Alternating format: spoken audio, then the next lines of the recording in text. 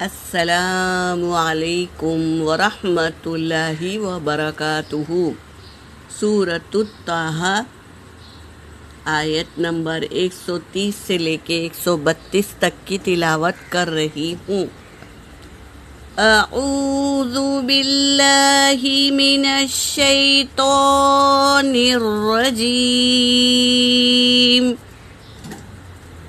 بسم اللہ الرحمن الرحیم۔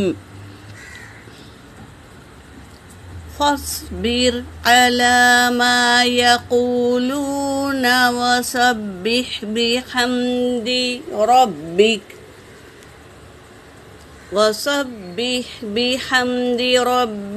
قبل طلوع الشمس وقبل غروبها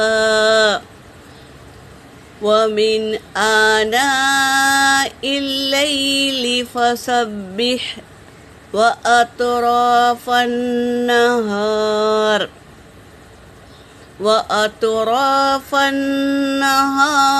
لعلك ترضى ولا تمدن عينيك إلى ما متعنا به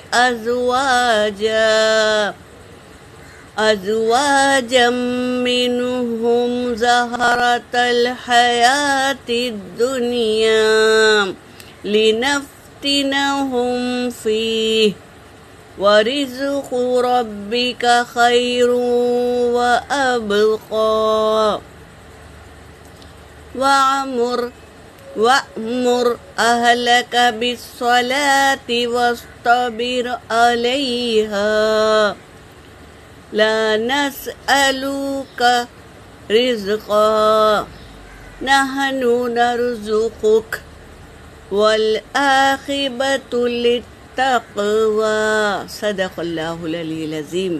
ترجمہ کر رہی ہوں۔ فاصبر، پس تم صبر کرو، علی ما یقولون، وہ جو کہتے ہیں اس پر آپ صبر کرے۔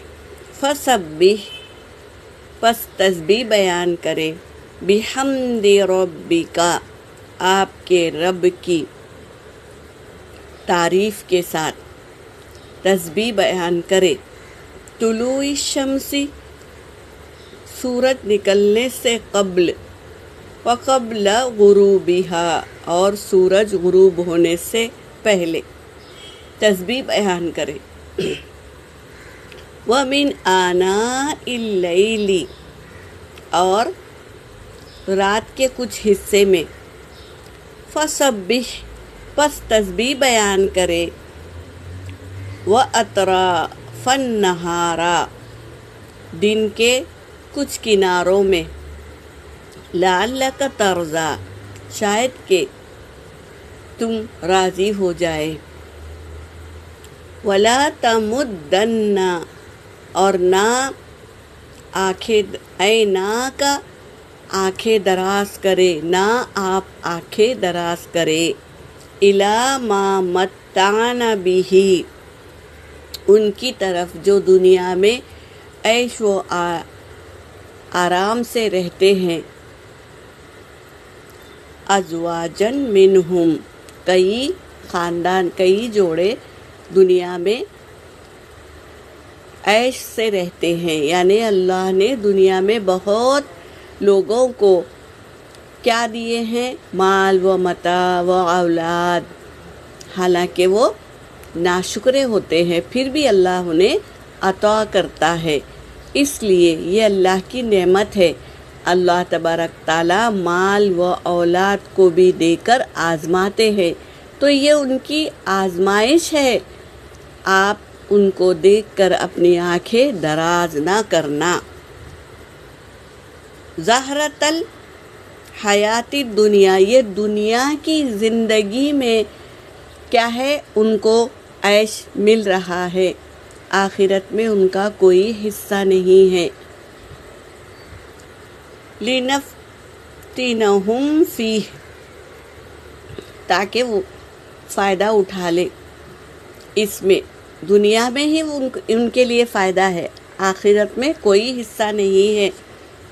وَرِزْقُ رَبِّكَ خَيْرٌ وَأَبْقَىٰ، اور رزق تو آپ کے رب کا بہترین ہے، وہ ابقا اور ہمیشہ باقی رہنے والا ہے۔ وَأْمُرْ أَهْلَكَ،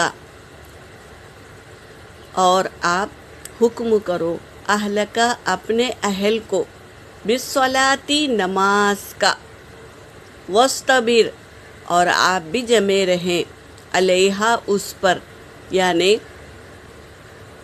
آپ بھی نماز پڑھے اور اپنے اولادوں کو بھی نماز کا حکم دے۔ یہ اشارہ ہے اس آیت میں۔ لا نسألوک رزقا، نہیں ہم سوال کرتے آپ سے رزقا، رزقا یعنی رزق کا کوئی سوال نہیں کرتے ہم آپ سے، یہ کہہ رہے ہیں اللہ تبارک تعالیٰ۔